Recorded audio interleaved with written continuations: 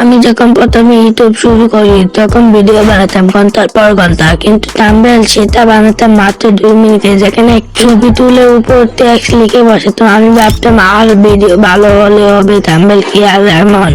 Video upload করলাম, 3 দিন পর দেখি মাত্র 12টা ভিউ। ইউটিউব অ্যালগরিদম করলাম, ক্রিয়েট করলাম, রয়েছে মাত্র 8%। মনে করি 100 জনের মধ্যে আমার থাম্বনেল দেখেছি, কিন্তু ক্লিক করেছে মাত্র 1 জন।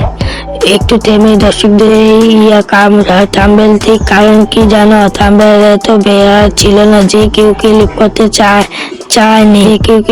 চায়নি। সেদিন বুঝলাম ইউটিউব ভিউ পাওয়া আমার যুদ্ধ শুরু হওয়া থাম্বনেল দিয়ে। ভালো থাম্বনেল না থাকা তোমার ভিউ। আর আজকে আমি তোমাকে দেখাবো শুধুমাত্র তোমার হাতে থাকা মোবাইল দিয়ে কিভাবে একটি প্রফেশনাল ভাবে থাম্বনেল তৈরি করবে। আসসালামু আলাইকুম, আমি নিমন।